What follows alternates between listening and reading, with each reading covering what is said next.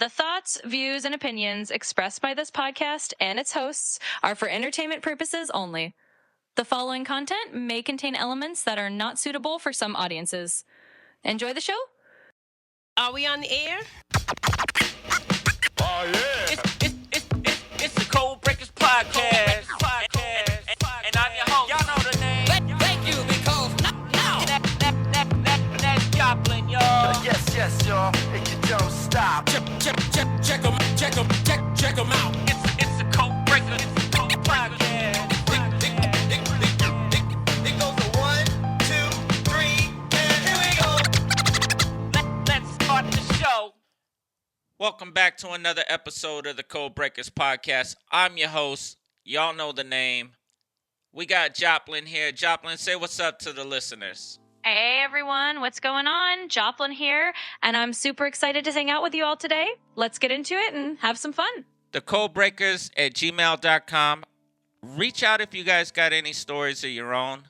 Also, that trivia question from last week, DCAT BTLS, S swelling. And today's episode is a sit down. It's a sit down with my old partner, Hopkins, who is now a registered nurse. He was my partner back in a rig in 2020. We all know what that was like. We sit down, have a couple stories of our own. And look guys. 2020 was a hell of a year. And EMT Hopkins and I, when we rode out in the rigs, it was pretty challenging to EMS altogether. That's a story for another pod. But yeah, without further ado, here's the sit down with me and Nurse Hopkins. Was I your FTO? I wasn't your FTO. Was I? Yeah. I was your driver's training. Yeah. I did your driver's training. I remember that. I remember you holding on to the steering wheel in the very first lane, like number 4 lane, I think, driving 20 miles an hour, fucking so nervous to drive an ambulance on the steering wheel. Yeah, man. So first, Jake, after the, obviously the bar life, coming out of the bar life into EMT, what made you do that? I knew I wanted to get into nursing school, and I wasn't sure if the school would need me to have experience. So I was like, fuck it, I'll be an EMT. At EMT school, how long was EMT school for you? It was a 30-day course. 30 days to become an EMT, ladies and gentlemen. If you want to do it, you can do it. Mine was 12 weeks. I was in the, what's those classes for like the slower people in high school or whatever? Special ed. I had special ed EMT course. I honestly think, did you say 4 weeks? No, I was 12 week, yeah. I think everyone should be 12 weeks. I think the 4-week course is stupid. Absolutely. You get these, I don't want to say dumb EMTs, but you get these EMTs out here that they just don't know shit. They don't know the difference between AVPU or GCS or their A&O status. How is this patient able to sign their own reports, but they're A&O 1? It doesn't hold up if you go to court and need to protect your license. I think you get these EMTs out here, they take these 4-week courses, and it's like, hey, you're going to lose your license, man, if you don't know what the fuck you're doing. I was one of them for sure. Yeah, but you had me on the side to be like, hey, man. It was cool. Here's a funny story that I remember from you. I don't know if you remember this, but we went in for a patient, and I don't remember what the major chief complaint was, but we started to get the patient ready, and you pulled on a wire. Do you remember what that wire was? It was her peg tube. It made a nice little, I was like, oh, fuck. I do remember that. That's one of the stories I remember from riding shifts with you. That was because now it just became a new chief complaint. It's like, hey, I think when we take this patient to the ER, I think we got a new chief complaint here. Like, oh, this patient's AMS, but by the way, somehow her G-tube's not there. That's She's weird. leaking this gray stuff. You know, if there's new EMTs out there, that's the shit you learn from going in, and you see that tube again. You're like, hey, don't pull on that. That's not a lead. That's not the 12 lead. That's not the, Don't cut the green wire. That is a memorable story. I have a couple. Well, do you remember why? Because she was a load and go, and we couldn't get any RN to give us report. No, that's normal. Yeah. She stroked? She's having a stroke? She was just completely unresponsive. Yeah. Most of the time we see stroke, and it's like, hey, we got to do a load and go, and we just start removing wires and shit, and you being new, you just pulled on that, like, you hear that noise, and you're like, wait, what was that? It was plugged into something. But yeah, that's the thing about SNFs too, is you get these nurses that don't give report. They just hand you paperwork. They say, oh, we've already talked with the ER. They know you're coming. And it's like, oh, you gave the report about what? About them being failure to thrive? What about the freaking droopy face and the, Like, I think I know why they're failure to thrive. Their fucking sugar levels are at 30. And someone pulled out their G-tube, and they can't get any nutrients. Yeah. I had one where we went in, and they were like, oh, the patient is not eating. The patient hasn't eaten any of their food, anything. And my partner's getting the report. I'm doing my assessment, and I'm checking everything. And I see that the patient's a G-tube. Wait a minute. If the patient... I think I know why the patient's not eating their regular food on a tray. So I go to the nurse, and I'm like, hey, you say that the patient's not eating? And she's like, yeah. And I'm like, well, they're G-tube. And she's like, wait, they are? Like, yeah, they're a G-tube. She's like, well, I'm not the regular nurse. Like, they just told me that. And it's like, whatever. You're the one giving me the report. I can't take this patient to the ER right now and tell them that they're not eating and they're failure to thrive. And the patient's a G-tube. You literally just hook that up and let it sit there, man. How do you miss that? Right. They didn't do their assessment. That's it. You're feeding them. You're putting regular food in front of their face, fucking teasing them, and then they're G-tube. How do you even transfer someone with a G-tube? What? How do you transfer somebody with a G-tube? Yeah. The feeding tube? Yeah, the feeding tube. If it's disconnected. Well, I don't feed them. Yeah, so, because I discharged someone the other day. They were on a G-tube, and I don't remember what the EMTs did. Oh, I mean, you just DC it and let it hang there, I guess. I don't know. There's usually a binder that goes around their stomach. Okay. Yeah, but then they, see, ladies and gentlemen, that's a nurse for you. No disrespect to nurses, but that's the nurse. So where do you work at as a nurse? You don't have to say the place that you work, but what do you do as I work at in telemetry in like a cardiac hospital. So I do have patients with like G-tubes, but all I do is make sure that the line's clean, they're getting fed, and everything's good to go. I don't think I've ever DC'd one. Right. I've never DC. I always let them, because I always feel G-tubes are simple. It's the simplest thing to deal with out there in the field.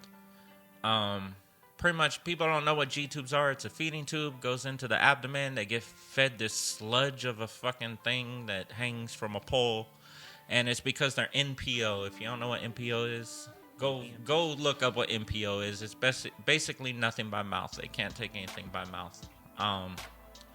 So pretty much a G-tube. Sometimes these patients are dementia, and they'll pull them. They'll pull on them and they pull them out, just like my guest here did. Sometimes they pull them here by themselves, and that's where we get called in. We take the patients into the ER. A good nurse knows that when a G-tube gets pulled, to put a Foley catheter in place so the insertion doesn't close up. It's just like getting an ear piercing. The longer it stays out, the more the hole starts to close up, and you can't put it back in. So a good nurse would know, put a Foley catheter in place. I feel some of these nurses at SNFs pull the G-tubes on purpose and make that the chief complaint. It wouldn't surprise me. I had a call one time. We got to a SNF, and they were like, oh, pull G-tube. Our patient's literally ANO 0, literally like on their last breaths, whatever.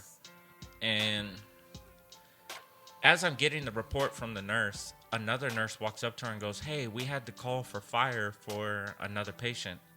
And the nurse is like, "Why?" She's like, "The med tech OD'd the patient." I'm like, holy fuck, you know, I'm just listening. It's not my patient. I'm just listening. Like, god damn, you guys don't have Narcan on fucking site here? So they, fire rolls through, and I see fire goes into my same room. And I'm like, wait a minute. What's my you know, like, is that my patient? So I walk in the room. It turns out it's my patient's roommate. And they automatically... They're checking, they see OD, they're doing their Narcan thing, they're going to be transporting. And that's when I decided to look at my patient, you know, because I never really check pupils. Who does that on a BLS rig, right? Like, I guess it's a good thing, but... Kids trying to go fire, like, got all their... Oh, you got to check, pupil, that's Pearl. Oh, their breath sounds, hey, I hear rail, you know, those fucking rescue rickies. Dude, I'm taking the patient to dialysis, bro. Like, I'm not gonna reroute for rails, bro. But anyways, I decide to check the pupils on the patient, and I see pinpoint pupils. And you know, when you see pinpoint pupils, you see pinpoint pupils. It's not one of those things where it's like, is it? Oh, like, double check? No, it's pinpoint. So I turn to them and I'm like, hey, I think my patient's OD. So they come check and they're like, what the fuck? So we literally, all of us code 3 out of there, pretty much. We code 3 out of there to the, you know, nearest hospital, which at that time was Marina Del Rey, I think. I think it's different now. It used to be like Marina Memorial or something like that out there in Marina Del Rey. And, oh, you hear the elote man? Oh, is that? Yeah, you hear it? That's how you know here. It's either the elote man or the clown I hired. Like, hey, kids. No, but they, pretty much we had the code 3 there and everything. But then I talked to the medic after, and I was like, hey, you know, my original chief complaint was a pulled G-tube. Do you think they pulled the G-tube on purpose on my patient to make that the chief complaint to get transported as a BLS? And now you got this other nurse that doesn't know you know, and they called you guys and did the right thing? He's like, oh, that's absolutely what happened. He's like, that's what absolutely, but he was also telling me that that's what makes a good EMT is that's the stuff you need to check when you go into those places.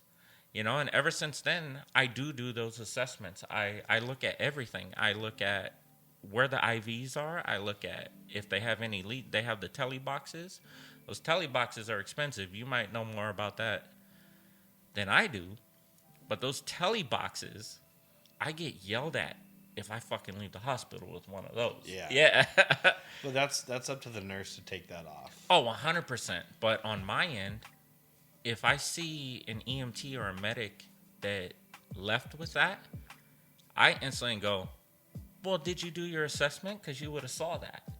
You know, when I get a call from an EMT saying, hey, dude, our patient still has the IV, and it's like, well, okay, did you do your assessment to see that IV? Because sometimes nurses, even though nurses sit there and go, okay, the patient's ready to go. No, they still have their IV. They still have their Pirwick. They still, you know, the tele box is still on, but that's for the EMT to see that stuff. And the way that I learned that is because I've taken those patients out like that before. Like, oh shit, I'll never do that again. This patient one time, we show up to a SNF. I'm the attendant, so I'm talking with a med tech that's got all the paperwork. And he's telling me that all the patients ANO3 going in for failure to thrive and all that, you know, like, and we're going to be I'm in Santa Monica. And they want me to take all the way to Cedars Beverly. Okay? And if you know the area out here in LA County, Santa Monica to Cedars Beverly with the traffic is about a 45-minute transport. All right, let me go see the patient. I go see the patient. We can't get her to wake up. Anything. Her roommate's like, yeah, she's been like that for the last, you know, like since this morning. Like she's usually up talking. Roommate's anal for it. A CNA goes, oh, you guys are here? She comes out of nowhere like, oh, you guys are finally here? She's like, yeah, she hasn't been doing good the whole day. Like, she's like, I let them know early in the morning when I came to, like, dress the patient and change them and everything. She's like, this patient, like, she's usually up talking to me. She knows my name. And right now, she's like this. So, all right. We got to upgrade. I was like, we're going to upgrade because St. John's is right across the street. So that kind of tells you what the area I'm in. St. John's is right across the street. They're a stroke center. We're going to upgrade, get them right across the street. It's quicker to do it that way. You know, EMTs in LA County, you guys got to know, it's a 10-minute. From the minute I meet the patient to the minute I could get them the right level of care, 10 minutes. If not, you upgrade. So this is all going to happen within 10 minutes. We get the patient loaded. We're going. All of a sudden, the charge nurse comes and goes, you guys are going to St. John's? I'm like, yeah, we're going to St. John's. She's like, for what? I was like, the patient's freaking, we can't even get the patient to wake up. Vitals are fine, everything. I was like, your med tech tells me the patient's ANO3. Your CNA says that the patient was up talking, you know, and she was like, oh, yeah, but the patient's blind. What the fuck does that have to do with anything? A blind person could tell me fucking Ray Charles played fucking the piano and freaking knew every single thing going on in life. You know, you're sitting here telling me that this patient isn't, her ANO's off because she's blind and she can't wait. Like, no. So she's like, oh, well, the doctor's orders are still go to Cedars Beverly. I'm like, okay, the doctor's orders? All right, I'll go by the doctor's orders. We're going to Cedars Beverly. Fucking, we load up in the back, everything. Literally, I fucking drive the ambulance around the corner straight to fucking St. John's. And there's a lesson behind that story. You guys have to be the smart ones to recognize what's going on. I'd rather get in trouble for not taking a patient by doctor's orders to whatever hospital they want than for me to take to the wrong hospital 45 minutes away with a patient having a stroke. Because I'm going to have to explain why I bypassed 4 different hospitals all the way to Cedars Beverly for a fucking stroke. Especially a stroke hospital right around the corner. Exactly. And then, you know, you get a lot of these EMTs that go, man, but the doctor, that's what, I mean, the nurse is telling me she knows. Why would she have a patient? Listen, they're listening to their doctor's orders. The doctor at a SNF is having him go all the way to Cedars Beverly because he can't practice out of St. John's. He can't practice out of Santa Monica, UCLA, or Ronald Reagan. But he can practice out of Cedars Beverly. So it still remains his patient when they go there. It's all about money. I'm sorry to fucking say it. America, healthcare, all about money. He loses that patient, he's no longer getting paid. That Medicare, that Medi-Cal, whatever, that AARP, he's no longer getting paid for that stuff. It becomes a new doctor's patient. Well, once that patient's in your rig, it's your responsibility to keep him alive until the next place. Absolutely. And for me, with a patient that's ANO0, barely stimulates the pain, I'm going to fucking St. John's. I'm not playing around. I need this patient on and off my gurney as quick as possible. And it's as simple as that. You and I, we had that huge-ass patient out there. That is the first time you got to go code 3. First time. Was I driving that day and I let you drive it? Or were you? I don't remember. I think I was driving that day. So you were already the driver? Yeah. Yeah.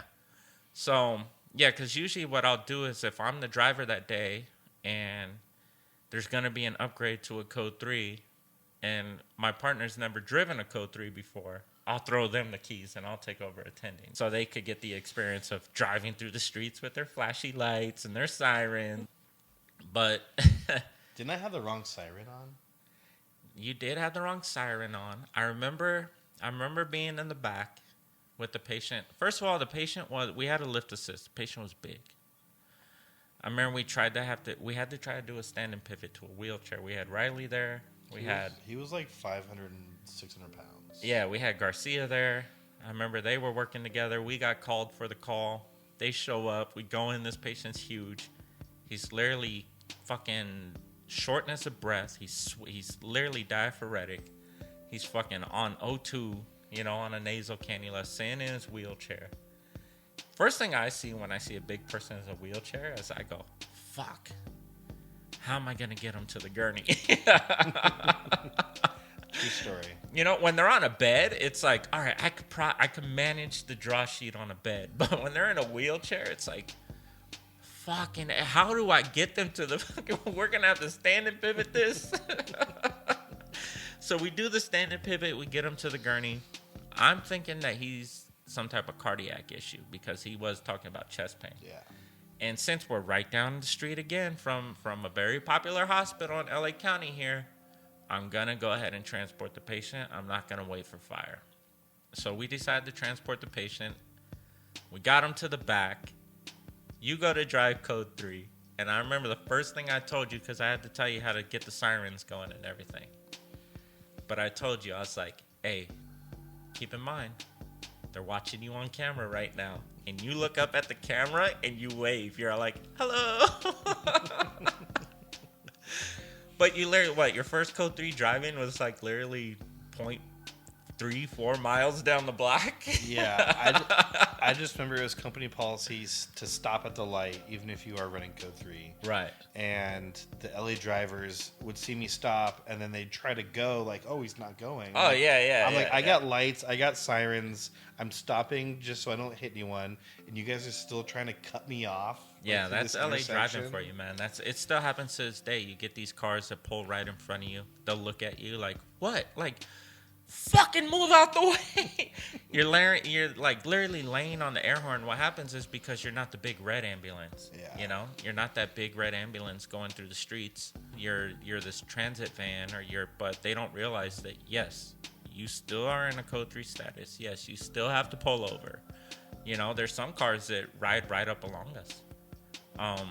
We had this patient one time. I'm pretty much at a hospital, and I'm going to pick up a behavioral. And he's going to be involuntary. And it's like, okay, we're getting the paperwork ready. All of a sudden, a doctor runs up to me and goes, hey, drop everything. I need you to take this patient right now to this other hospital. It's like, she's 14 years old. She's in labor. We got to get her out of this hospital. We're going to take her to a labor and delivery. 14? Yeah, I'm like, okay, let's do it. My partner's fucking green. He's sitting there like, what? I'm like, dude, drop everything, get the gurney, let's fucking go. He's like, should we let the dispatch? I'm like, dispatch will know later. We'll create the call later. This is what the doctor's telling us to do. Let's get this patient.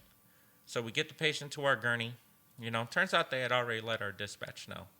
It's just we had no service, so dispatch had been trying to get a hold of us, but we couldn't get it. We get this 14-year-old, but I got an RN on board. I have the doctor on board with me, all in the back. I have my EMT in the back. And for some reason, I had an RT. But now I got no room for all those people in the back, so the RT sat in front with me. She was a baddie. She sat in the front with me, and I let her do the sirens. I was like, hey, I'll just drive. These are the sirens. You just keep hitting this air horn. You keep, flickering these buttons here, She was having fun, but she was so amazed that even though we're in code 3 and I'm all the way on my left side, cars are supposed to pull to the right. She was so amazed the cars were still not fucking moving. She's like, wait, they don't move? I'm like, no. I was like, that's why we have to have defensive driving out here. So yes, we do have a policy that we come to complete stops at red lights and we clear all lanes before going. California ambulance driver's license says that we could proceed through the red lights at 15 miles an hour or something like that, But for our company, you have to stop at every red light and clear the red light before going through.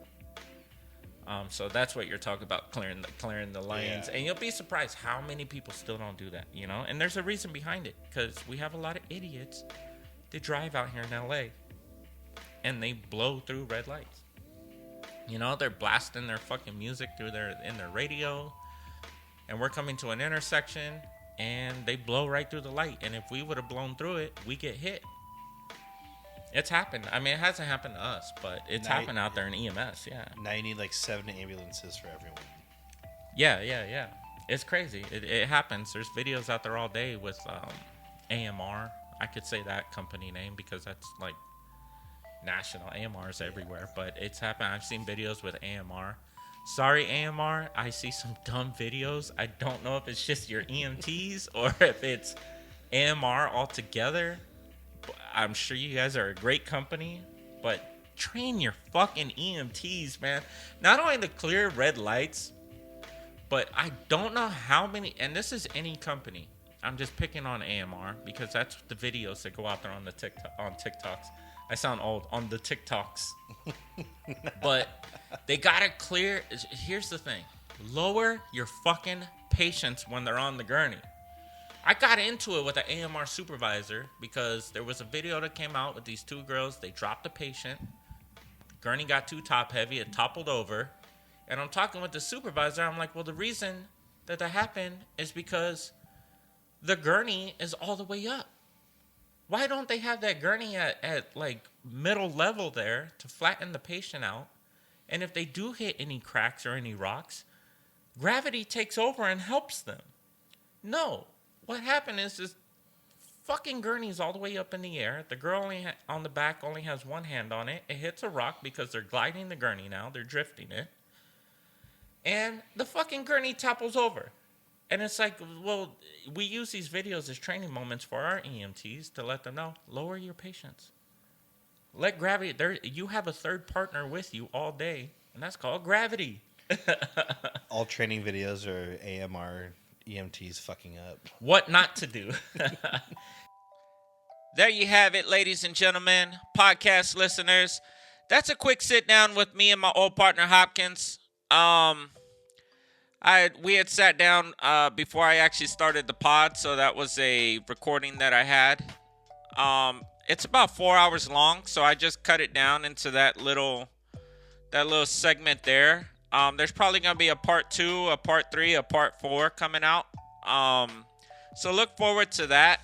Joplin, those stories were mostly about SNFs that I had. How do you feel about SNFs? Oh, you know I've got thoughts on SNFs. Honestly, they're like the gift that keeps on giving for our podcast because there's always some wild tale that comes out of a skilled nursing facility. So, yeah, they're a little bit of a running joke, but it's all in good fun. They definitely give us plenty to roast and laugh about.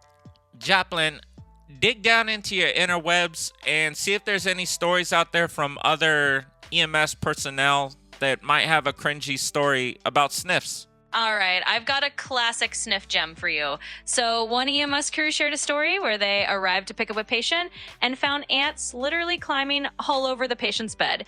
Turns out the SNF staff hadn't noticed a ant trail leading right up the bed frame. Yeah, I had it to where it was bed bugs and not ants, but that's a whole nother story for another pod as well. But with all that being said, let's get into our next trivia question. Absolutely, let's do it. All right, here's a scenario for everyone listening. You're responding to a call for a 72-year-old patient at a SNF who has sudden confusion and is complaining of lower abdominal pain. The staff mentions the patient has a history of urinary retention. When you arrive, you find the patient is restless and has a distended bladder area. What's your first priority in accessing or managing this patient? A, immediately start IV fluids for dehydration. Check for signs of the possible urinary tract infection. Prepare for immediate catheterization if within your scope. Or D, administer oxygen and transport immediately. So there you go. Let's see what everyone thinks, and we'll share the answer in the next episode. There you have it. There's the trivia question. For you EMTs, I want you to think really hard on that question. Focus on the state that the patient's in. That's the only hint that I'll give. Medics, you guys know what to do first. Nurses, just wait for us to give them to you, I guess. Unless you're a CCT. No disrespect to my CCT nurses. I love you guys.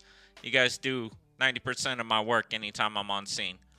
But yeah, Joplin, that was the episode. What do you think? I think it was a fantastic episode, Napoli. We covered a lot of ground, had some fun with those SNF stories, and got a great trivia question in there for everyone to chew on. All in all, I think it was a solid one, and I'm looking forward to the next round. Is there anything, Joplin, that you want to say to listeners before we get out of here? I just want to say thanks to everyone for tuning in and hanging out with us. We love sharing these stories and laughs with you, and we can't wait to do it again next time. So keep those emails coming.